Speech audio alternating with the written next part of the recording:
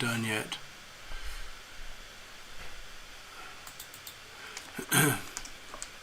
Surprised it's taking me this long. I don't get it.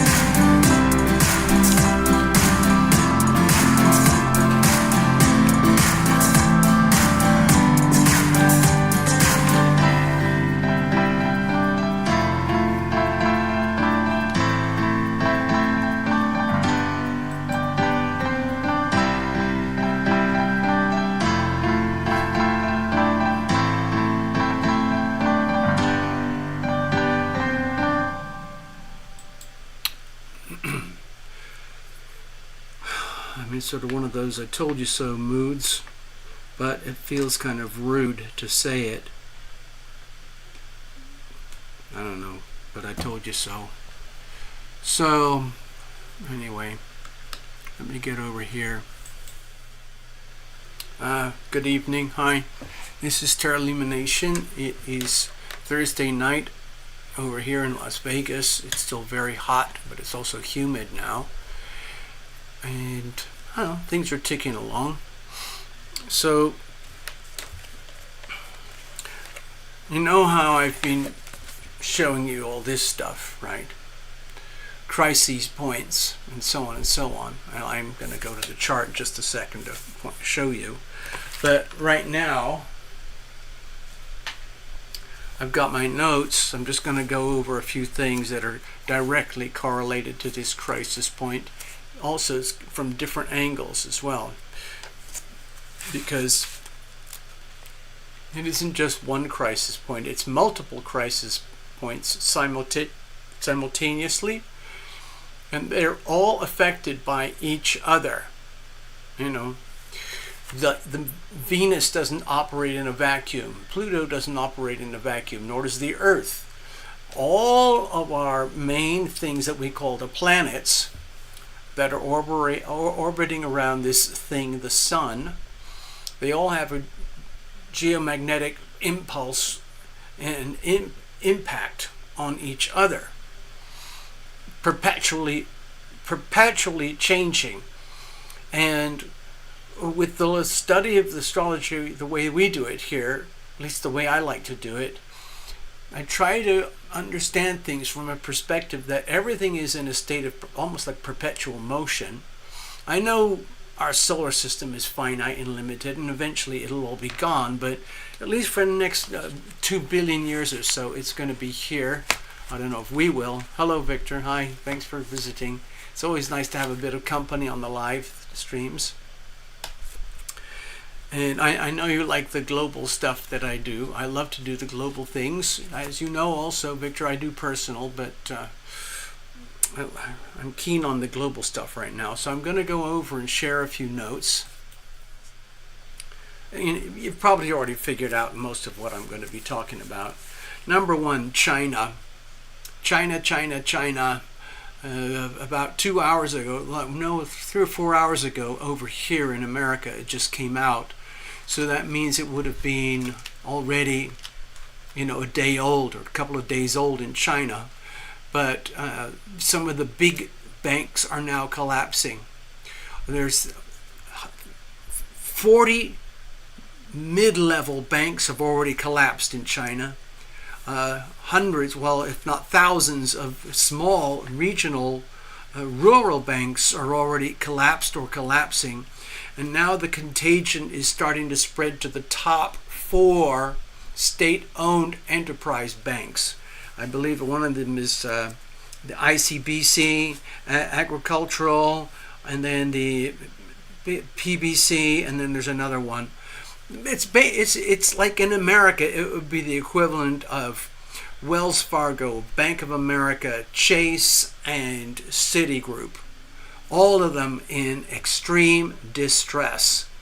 And all those banks are doing very, very radical, really criminal things to try and stave off the implosion, while the elites at the very tops of the bank do the last minute grabs of all the remaining assets that are sitting inside the banks from the people of China.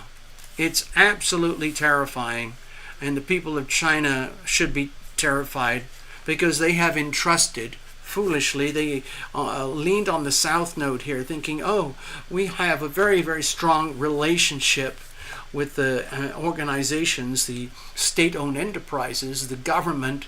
They look after us. They have their number one slogan is, safety and security and stability for the people. It's complete lies. The CCP is a criminal enterprise doing everything it can to strip out anything of value from the 1.4 billion people that they oversee. So it's really scary for a lot of people in China right now, to the point where it isn't just, oh man, I've lost some money, or I can't, make the next payment on my credit card. People are heading into starvation and famine, losing all their savings, all their retirement, losing their homes. They don't have bankruptcy protection in China. So the banks are going after the people. And the Chinese Communist Party is going after the people inside the bank, the actual employees and shareholders. It's a massive, massive criminal operation that is doing the last stages of the smash and grab before everything implodes. They can have all the propaganda you want, but the reality, from what I can see, the reality is, yes, there's millions of people in China, probably 100 million people, 200 million people still walking around looking like they have a normal life. But their world is very precarious because there's another 1.3 billion people who are falling apart. There's 800 million people in China. 800 million who live on less than $148 a month. And it's going to get a lot worse for them in the next year and a half, okay? A lot of this I am correlating to, of course, as you know, if you've been here, the crisis point of Mars conjoined Uranus in Taurus here. If the second house here, okay, this represents the global financial system in collusion with the 8th house over here, the institutional money. In other words, their version of the stock market, the banks, the investment banks, the real estate developers, the trading banks, the state-owned enterprises, the top 4 retail banks. Those are the enterprises that are collapsing right now, which is, of course, means all the money that the people in China, entrusted to the banking system is vaporizing. It's not actually vaporizing, it's being vacuumed out by the CCP, and the CCP is abandoning the people of China. And the Chinese people are starting to figure it out. Well, they've probably figured it out already, but they have no recourse. It's very frightening. You're not late, Victor. I was just doing a spontaneous show anyway because I felt obliged. As you know, I seek validation, affirmation, confirmation of my predictions, because I've been predicting this for months and months and months. It's happening in America, but in a very different way. I'll come to that in a minute. I just want to go through my little headlines over here. So this axis right now is in extreme hyper jeopardy for the whole world. At the very top of the pinnacle of stress is the United States Federal Reserve Bank. Okay, we talked about that a few days ago, and how Jerome Powell is continuing to soak up all the bad debt from the 4 big American major banks and all the second tier banks, okay, to make it look like the banks are fine. We can do that in America because we have the reserve currency, and we can just print to infinity and the world can't stop us. China can't do that. They can print, but they suffer much more severely than we do from printing more money. So we discussed that the other day when the moon, I was particularly highlighting when the moon would be in Scorpio, we would see some very, very severe news about the global financial system, the banking system, and that's what is happening right now. I'm seeing emergency red lights flashing on the primary financial resources where I visit to keep up to date with everything that's happening here. And it's all very complicated. I'm not a finance guy really, but I like to observe and I like to translate it and into something digestible and hopefully understandable here on my channel relative to the astrology. And I am seeing exactly the same thing, the affirmations, the confirmations of my predictions. And it's very bad. And that's all I can tell you. What's going to happen? Nobody really knows, because the world has never been in this situation before, except in much more compressed, singular environments like Germany before World War II, or Argentina up until this last year, or Venezuela, or Zimbabwe, or Turkey, and so on and so on. But now we're looking at the whole world. Mostly it pivots around the United States and China. And it's getting scary. So anyway, there's that. Okay. The people of China are basically screwed, and they're getting screwed, and they're going to continue to be screwed. And the implosion is going to play out over the next year and a half, while this moves on. Okay, this is going to creep forward over here to the cusp of Gemini, then it's going to hover back over here, and eventually Mars is going to conjoin Uranus. Okay, Mars has already conjoined Uranus. Sorry, I'm going to go do another thing over there in a minute. So we've got this is ongoing. It's going to drag on for at least another year and a half or so. Mars will move on, but eventually Uranus will reach the 29-degree point. And that's when we are going to see a major, major global crisis beyond what I'm describing right now. I don't know what that's going to look like. All I can tell you is that it's crisis. Okay, right now Uranus is at the 26 degree mark, okay? And it'll be 27. And then it goes retrograde to 27 to 26, and then into 25, and then 24. So we're not going to see the real impact of we're seeing major headlines right now. At least I'm seeing them and I'm conveying them to you.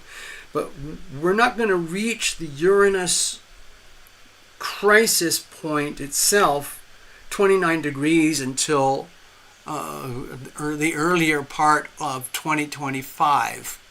So in the meantime, the whole of the global financial system is going to be buckling, just shaking like a very long extended earthquake, and more bits are crumbling. There's more erosion, more collapses, more implosions, more carnage along the way. And then when it hits 29.5 degrees, it's going to be global financial mayhem. It doesn't matter if Trump is in office or anything. It doesn't matter how much money Jerome Powell prints with the Treasury. It doesn't matter. It's going to be a massive implosion. I'm going to show you a visual here. I hope it works soon. So the next thing I wanted to go on about was the lies, betrayal, deceptions, fraud, bribery, corruption, manipulation, the massive veil of deception that is falling apart. Periodically, we see more and more as the veil is triggered. Like, for example, today, right now, tonight, Moon in Sagittarius. So that's a very fleeting move. It's like catching a quick glimpse behind the curtain. And it's really ugly, as we can all tell. What's happening in Washington, D.C. it's so ugly, it's so disgusting that when you can figure it out for yourselves, okay?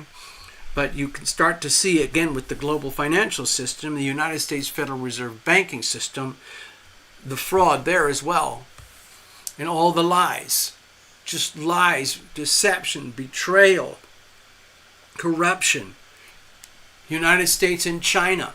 People are only starting to realize the intensity and the depth of corruption between the United States and China, with individuals very, very high up in the world of the elites, individuals who are selling out America to China, and so on and so on. But we never see that. We, the people, never see it, but it happens way up in government and way up in the banking world.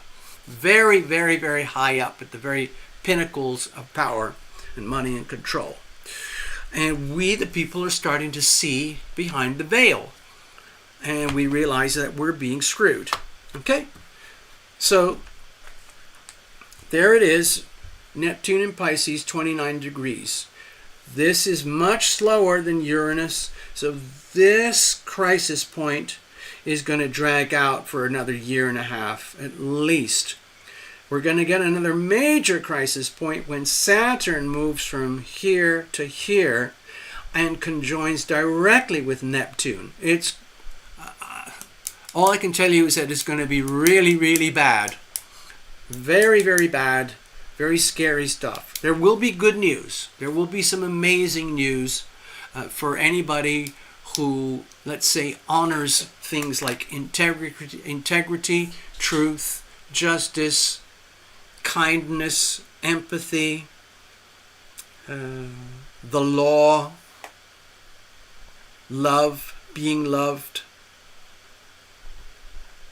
and so the good, healthy expressions of Saturn and Neptune combined, okay? But any abuse of that, it's going to come really, really seriously unglued. We're just getting a snapshot glimpse right now, but it's going to be triggered over and over and over again by the moon. Every time it goes through Sagittarius and Gemini, we're going to get a pop, boom, uh-oh, I saw you, caught you. Okay, and every time it goes through Virgo, we're going to get a full-blown reveal. We're going to see right behind the curtains, okay? And every time that happens, the Virgo energy is going to be very much like feeling you want to vomit, because it's so bad over here with the corruption, especially America and especially China, that it's like when you discover it, you open up the sewage gate to think, oh, there's something wrong here. It smells really bad, and it blows open and you realize it's much worse than you could have ever imagined. But you still have to hold your ground to figure out how the hell are we going to clean this up. Otherwise, we die. All right? Literally. So there's that going on. I'm not going to focus well. We've got this big opposition here. It's not this is Cancer, and this is Pluto actually in Aquarius, but because the angles are so tight, you might as well be in Capricorn, and the Sun might as well be in Leo. So you've got this cusp thing going on here. I'm not going to deal with that tonight, okay? Let's move on. So the next thing I wanted to convey was, let's see if I can do this. Okay, yeah, I'm just gonna come over here for a second.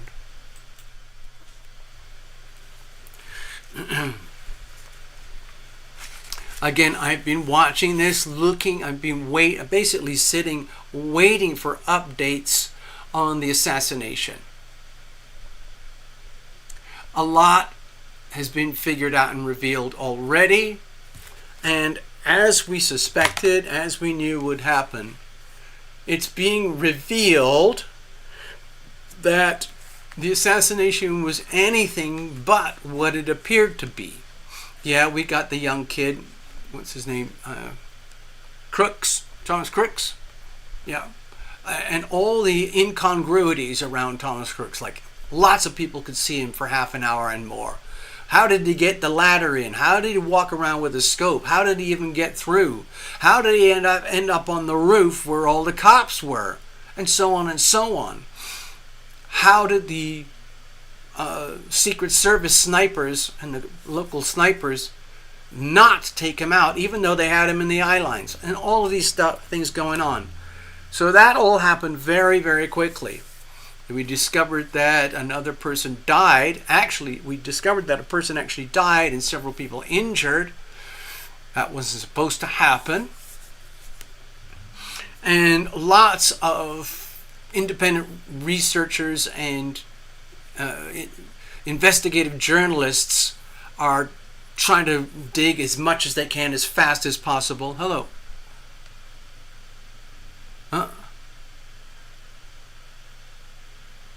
There's a Zoom meeting. Oh, sorry. I didn't know that. I kicked you out? When did I didn't kick you. Okay, Adam, in case you're wondering here, my whole system is locked up. The only way people can get in here is through the chat right now, okay? I have to try and keep a little bit of security because I'm kind of paranoid, okay? YouTube itself has a way to get in here live if they don't like something I say. So it makes me very anxious. So I have a lot of, I have a lot of locks, but I can't lock out YouTube. It's not personal. I'm not trying to hurt your feelings or anything, Adam, okay? No hard feelings, okay? I'm sorry. So,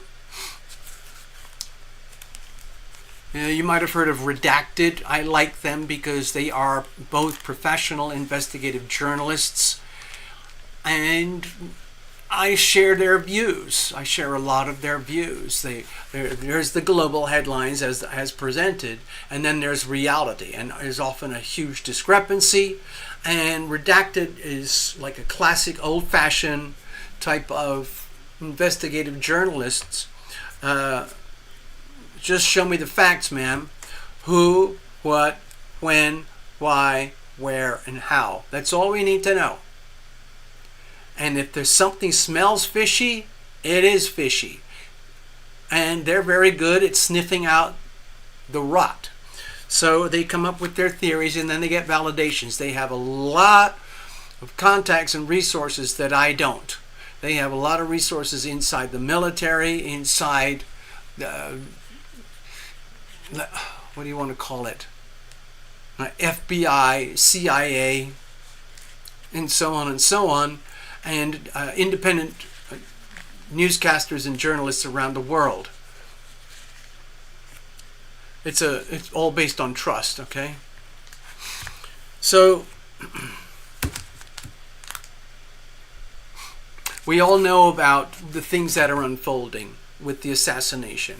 The kid is kind of a patsy. It's kind of sad. It's kind of tragic. And something did come out on his... they did find a piece of social media where he went through a chain to get to a streaming service that's used for gamers. And he put out a little post just letting the world know, today, the 13th, is going to be my premiere to the world. And that's it. We all know about his mom and dad. They're probably in shock right now, trying to figure out what happened. We know about his car with the explosives. There's a tremendous number of anomalies that are being shredded and ripped apart by all the journalists trying to figure out what actually happened. And I just did a load of catching up today. I'm going to share some of that with you. One of the most funny things I just saw was Kimberly Cheetle. She's the head of the head of the head of the head of Secret Service. And she was discovered wandering around inside the Republican National Convention over there in Milwaukee. I mean, she has to be out of her mind. It would be like, I better go to Milwaukee and just check in with the ex-president and see if he's okay after I screwed up on the assassination thing. Oh dear, oh dear, oh dear.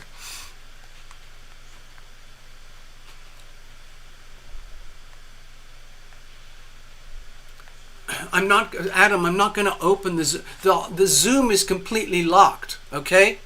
I keep it locked, okay? If you want to hang out on the Zoom, you can write to me at my email, and I'll put you on the little tiny list that I have, and if I ever do a live invite thing, we can do that, okay? So, anyway, Kimberly Cheetle was over there at the RNC, just wandering around, surrounded by hardcore Republicans, Trumpers, MAGA people, who already know everything about Kimberly Cheetle, and they're holding her directly responsible for screwing everything up. So why would she go? She must be out of her freaking mind. Like, maybe I should see for myself. And so somebody recognized her. One of the politicians, one of the Republicans, people in Congress who were there, recognized her, and they started cornering her. And then the word got out very, very, very quickly. Very, very quickly. And suddenly, Kimberly Cheetle was surrounded by extremely angry Republican Congress people wanting to ask her questions. How the bleep did you screw that up? Who do you think you are? What are you doing? We want an absolute, full testimony, accountability. You are ultimately, it just went on and on and on. And she was in a state of shock. She was like, and she couldn't move anymore. And then suddenly she just kind of ran towards an escalator which wasn't moving very well, and they all followed her to the very, very top, and they all surrounded her again, and then that was the end of the visuals that I saw. Complete insanity. Okay, a couple of other things pretty recent about the assassination. I've got my theories. There's a lot of corroborating evidence now that it wasn't just Thomas Crooks. From what I can see, there was another shooter on top of a gymnasium building. another shooter on top of a water tower, and another shooter just inside the bleachers.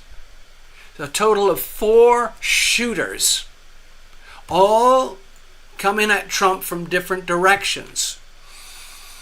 And it all went very, very wrong, very, very quickly. And enough time has gone by now where enough people in the public, people who are there at the event, are starting to have the courage to take whatever image they've got on their smartphone that they filmed during the assassination attempt, and they're trying to find places to send it that they can trust. So if some of them have found their way to Redacted with Clayton and Natalie, and so they've got it on record. And the visuals are showing, and I've got a few things over here, but I can confirm on visuals because I can see them from here. The way I do my shows is actually very hard for me to show you. Wait a minute. Maybe I can. Maybe there's something I can show you. Give me a second here. I'm going to go into my tablet, see if I can find a way to show you some glimpses. Okay,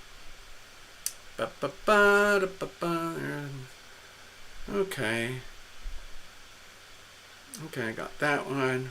Got that one. I'm going to show you that. Show that one. I'm going to show you that one. Okay, so I showed you this one the other day.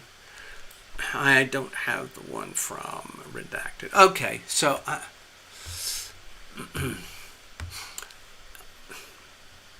all right, sorry about that. So here's the thing. Kimberly was there. That was today. That was earlier today. It's shocking. It's absolutely shocking to me. But there you go.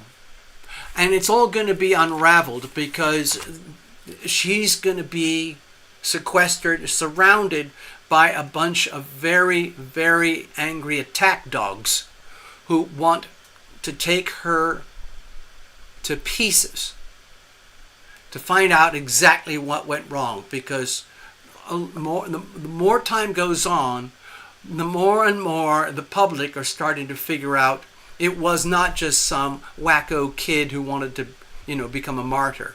The whole thing was heavily orchestrated, heavily staged, and eventually mismanaged. In other words, the assassination of Donald was the ultimate final tool that the other party could use to remove the competition. The plan failed. And now, as you can probably see all over the world news headlines, the other party and their leader are in a complete, utter implosion meltdown. And so within the last 2.5 hours, 2 hours and 45 minutes ago, Grandpa Joe officially announced it's not official, but it got through some of the journalists that are very close by. He is stepping down. He's actually going to step down, and he is not going to endorse Kamala. We already know he disappeared on an airplane back to Delaware, where he apparently suddenly had COVID, and then he's going to just stay there for a while Barack and Hillary and Schumer and all the others try to figure out what the hell they're going to do. Because they don't really have... Donald was not supposed to live. Anyway, so there you go. I just want to go over the shooting thing again. I've seen footage from the public. Shooter, Tom Crook himself. Okay, there's Crook himself. We know about that. We know that the snipers were told to stand down and do not shoot him yet. That's insanity. That comes from the top. That comes from Cheetle. Okay, so we know about Thomas Crooks. We now know about the guy on top of the water tower. We now know about the guy in the bleachers. And we now know that there's another one that was either in a tree or out on the roof of a gymnasium. Eventually, I believe there are going to be some ballistics reports looking at whatever they can find of the shells and the bullets and whatever, if they can get them. I don't know. So there we go. I want to go back over to the money thing.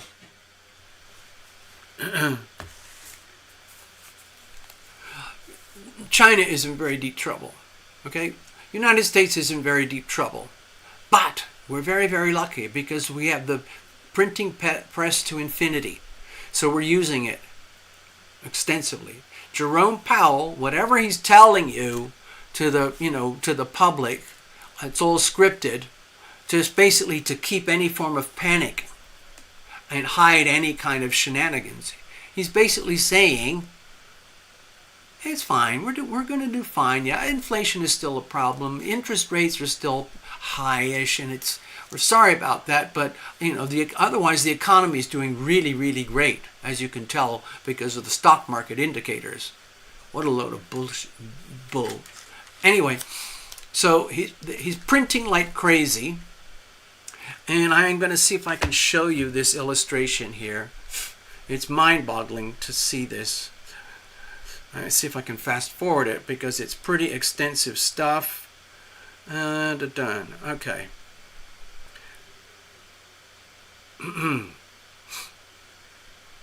Now I can't remember what this channel is called. Maybe it'll show up here.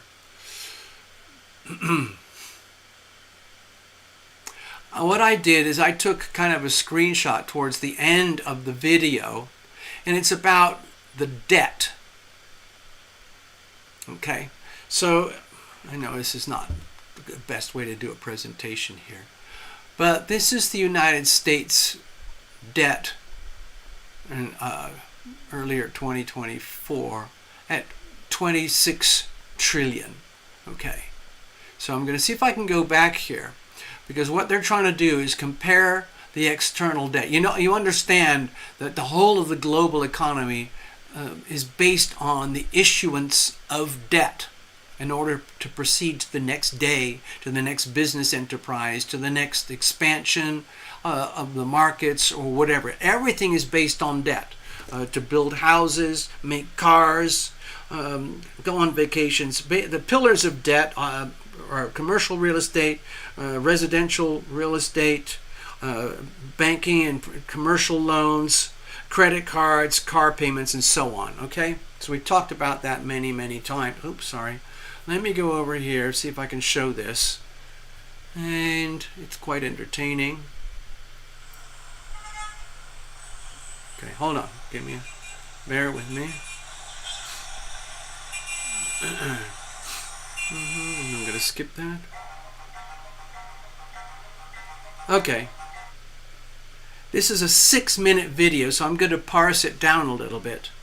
But it starts back in 1971, which is interesting because it's a period in time when the gold standard was abandoned. I just want to give you some visuals because it's fun and it's beautiful. The people who made this are absolute geniuses, but it's the amount of debt that is carried. And what's going to be, before we go into it, this is basically a chart and a graph that goes up to 2024. So that's like 55, 54, 53 years, okay? So what I'm going to tell you in advance is that the United States debt grows like this, and this, and then it accelerates and accelerates out of control. And it's so far off the charts that they can't fit it on the screen or the graphics. It's too extreme. So what they do is they show the debt expanding like this, going from left to right, and then it just holds up here. And in the meantime, all the other countries' debts that are shown to expand and contract do so over here. So it's like an inverse chart. I hope that makes sense. But the idea is that you will see the discrepancy over decades about how America has had incredible privilege by having the U.S. dollar as the reserve currency and giving themselves permission to abuse it. So let me show you. Let's see if I can do this. I'm going to try this again. So I'll see if I can do it. And I'm going to do this.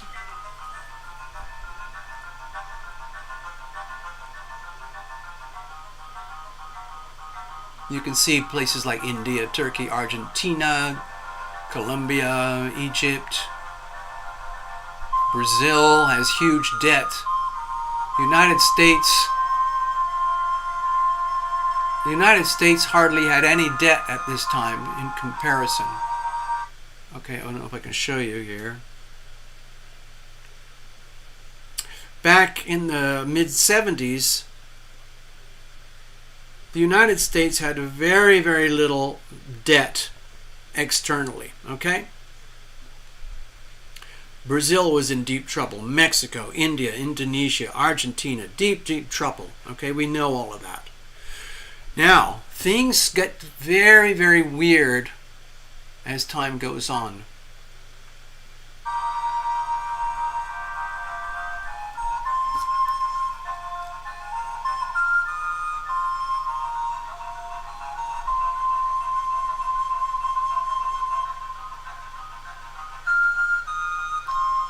Just keep watching, okay?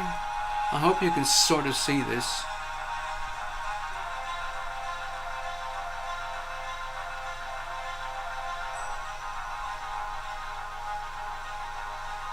$1980.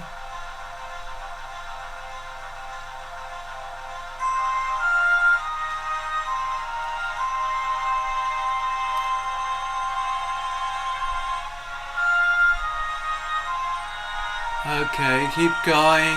All these countries are struggling with debt, mostly because they have communist and highly corrupt leadership, okay? Okay? And they don't know how to manage their debt. Look at the crippled, because of extremely bad political leadership and policies, okay? As you would expect, even today, all of these countries have serious problems. Look, there's China just appearing. This is late 80s. China, United States isn't even here yet.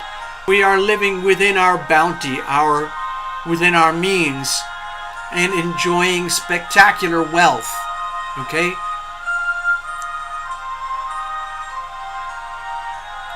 Abundance never ever enjoyed before on earth over here in the United States. Okay, now things are starting to change. 1991. Holy shit. Russia in deep trouble. Russia collapses. Russia implodes. Communism collapses. Okay? Mind-boggling. There's Russia collapsing. Brazil. Tragic, okay? China, Indonesia, Russia, Mexico, all of these crippled economies for decades.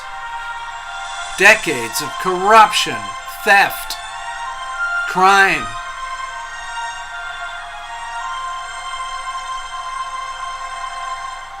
Okay, we're in the late 90s now. Bam! United States.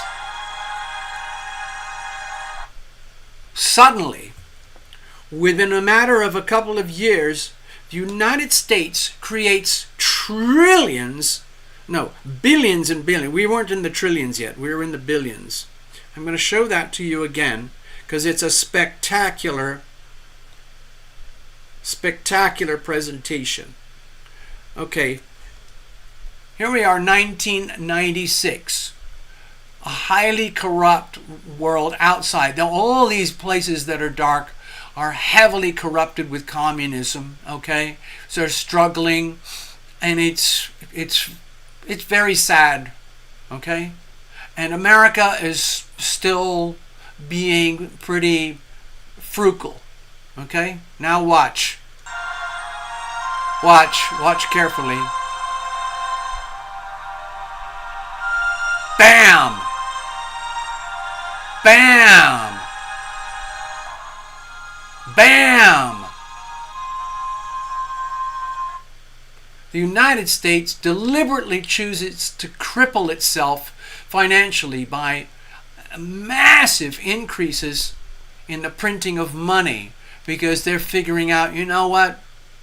We have to devalue the dollar so that we as an economy can grow by making everything that we do cheaper. Because by this time, we had already exported vast amounts of our real economy, the manufacturing and goods and services. And everything started to be financialized, where Wall Street and the United States Federal Reserve and the U.S. Treasury and the big, let's say, financial conglomerates took over, and they realized it's not worth getting our hands dirty. We're going to export, we're going to keep pumping out all the dirty work, and we're going to fund it all with debt, okay? So right now, there's going to be another chart way down here. I'm going to show that a little bit later on, but you can start to see here that the United States is now way ahead, okay? Global debt was 3.5 trillion. America was 400 billion. That's pocket change today. Today we put that out every 6 months. All right, here we go.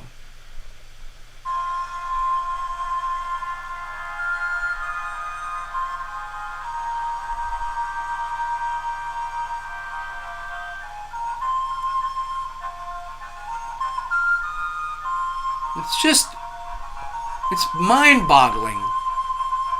Britain goes into debt, Sweden, Greece, all of basically the white-collar developed countries decide, you know what, we're going to play the debt game as well. All of us, let's just print. Print. And remember what I told you earlier? That the printing of our debt is so big, we can't fit it on the screen. Otherwise, it would be over there, the other side of the house, relative to these countries. So what they're doing is they're keeping this as the max over here, and the number keeps growing and changing, but the bar stays the same length.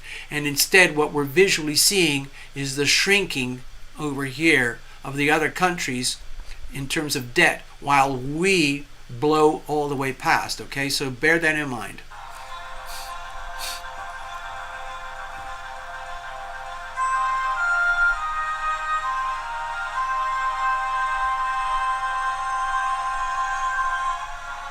Okay, now watch this. Watch this little dot here. That's the printing of money of US dollars 2007. Okay? Compared to the rest of the world. We are printing, we're now by far the most indebted country. Look at this. Look at this. This is 2010. We're up to 20. We're up to 7 trillion, okay? 2011.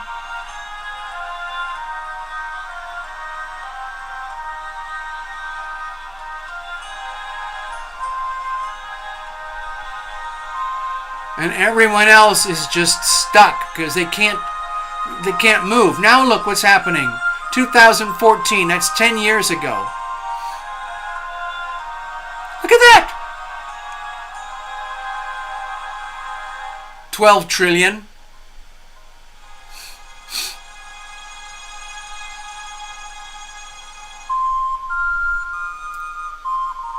(2017) we're up to 14 trillion. Now look at the acceleration. It's mind-boggling. Look at the printing of money. That is the debasement, the destruction of the American dollar, the demolition, the deliberate demolition of the dollar. 2020, 17 trillion. Look at this. 2021, 2022. Look at this, look at this. 2023.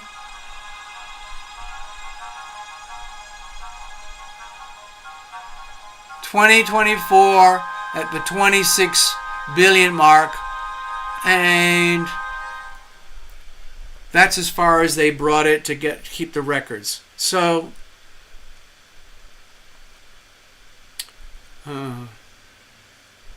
hold on, huh? Why is this not working? Okay, so I don't know about you, but if this tells the story much better than I could ever use it in words. But they stopped here, okay, in early 2024, very early, when it was 26 trillion. We're now at 35 trillion. Okay, so this little chart here, this little marker here, would now be way, way up here. Okay, right here. And the rest of the world is here. In other words, the United States is staying alive and staying in business because we're debasing our currency and continuing to keep ourselves, let's say, affordable to the rest of the world. Okay. This is they've taken the scam to the highest level possible. It has been worse at times. Sorry, boo-boo. It has been worse. I can remember when Zimbabwe was printing up in the trillions. And in Germany, the story is that people would, use money as firewood because it was worthless. So it's a deliberate destruction of the U.S. dollar to keep the United States afloat, because the more and more and more we print money, the more and more asset prices go up in the United States, which is great for the stock market, BlackRock, Vanguard, State Street, Blackstone, Fidelity, and the Treasury, and the Federal Reserve banks, okay? But for we the people, it's disastrous. It's very gentle over here because we own the currency, but it's nobody knows where this is going to go. What's his name? Paul Krugman, one of the radical, insane economists, think it doesn't matter. Just keep printing. What does it matter? Nobody cares anymore. So long as nobody cares and nobody understands, we might as well just keep printing. Got a problem? Oh, print more money. Oh, okay. So there you go. I just wanted to share that. As far as I'm concerned personally, I've been telling you about this global financial crisis. It's a long, slow unfolding. Okay, it's been building up for several years, as you can see from that little video. Especially in the last 2 or 3 years, it's just gone parabolic. Okay, and it's going to keep going parabolic. Okay, until whatever happens, because nobody knows what's going to happen because no one's ever been here before. They don't know what's going to happen at the IMF, that's the International Monetary Fund.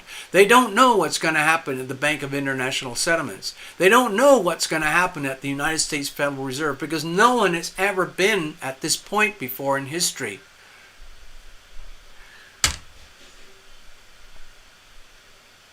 To me, it looks like an inevitable crisis. And it wouldn't surprise me if something really bad happens, like what is happening in China. It's like a contagion.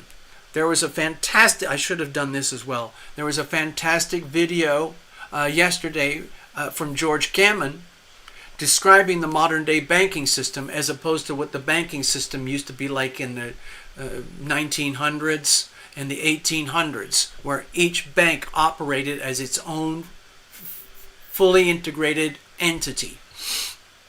Today, every bank is part of a singular network.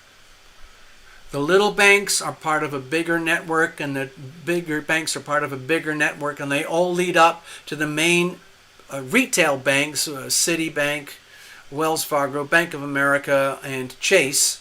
And then those all feed up into the investment banks, and then into Wall Street, and so on and so on.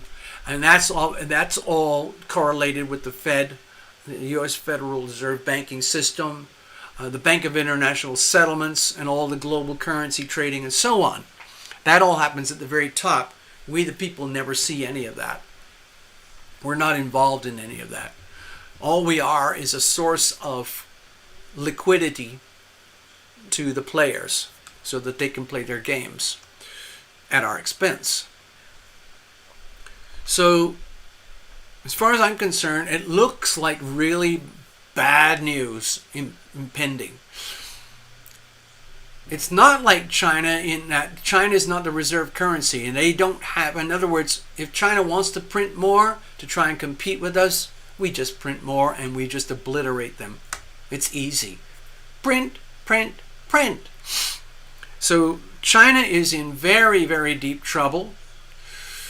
It looks still very, very glossy. They still have their, propaganda, and they're building ships and everything. But they can't pay their soldiers. They can't pay their retirees. They can't pay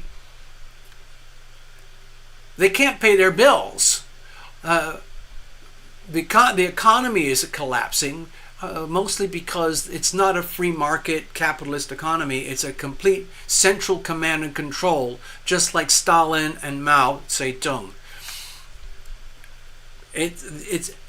There's only one outcome: complete disaster. And we're just sitting here watching the clock.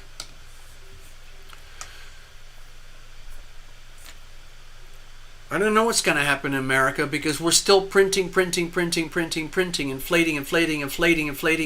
the currency, while the value of our dollar is going so that we, the people, have to pay more and more and more money for the same thing. Gasoline and food, mortgages, credit cards, car payments.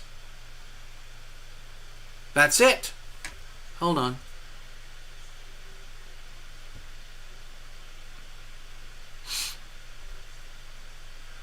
Yeah. There are some very, very smart people who know exactly how to play this market. If you watch George Gammon, Mark Moss, or Gregory Mannarino, you will understand it's very, very, very simple. Do not question the Fed. The Fed has only one option: print money, print more money, print more money. So that means the value of the dollar is going to go down. The value of the Dow Jones and the S&P 500 is going to go up and up and up. Commercial real estate is going to become more and more unstable. The banks are going to become more and more unstable. But in the meantime, while everything is going up, up, up, up, up, up, up, up, up, what they're doing, in essence, what they're doing is buy the dips. Because even though things are going, even though the stock market is going like this, it goes like this. It's a pulse. It breathes. Okay? So every time you go like this, like buy, buy, buy. And what happens then is you own the same types of assets that they're all playing with. And the value goes up as the whole thing goes up, and you benefit because what you bought it for now brings the actual market value to this, and then this, and this, and this, and this. So you have to know how to play the game. I'm too scared. I don't have any money, so I can't do it anyway. So, but that's the essence of how it works, and that's what the big boys do. Okay? Oh yeah, Love Triber's describing it. Yes. George Gammon did a fabulous illustration about the banking system in America. Well, across the world, really. How it used to be very, very... Each bank was its own bank. Okay? But now it's all wrapped up. And so, like what's happening in China... Because it's happening real time live in China. It's not so much in America. We're seeing glimpses every now and again. But because the whole banking system is just one massive network, George Gammon was showing an aerial view from a drone about the Tour de France, the big bicycle race in France they do every year. And it used to be that the runners would, the bikers would just head off one by one, and run their own race, and they would be tracked, oh, so-and-so, so-and-so, and so-and-so. But now they're all squashed together because they all want to have a tighter chance to compete, and they want to stay close to the leader. And so you have this massive cluster of about 200 or 300 cyclists that are so close together that if and when, which of course is inevitable, something goes wrong and somebody crashes way up in the front because they're so eager to stay ahead, it's going to have a domino shockwave throughout the whole network. And so it was a beautiful illustration because you could see it.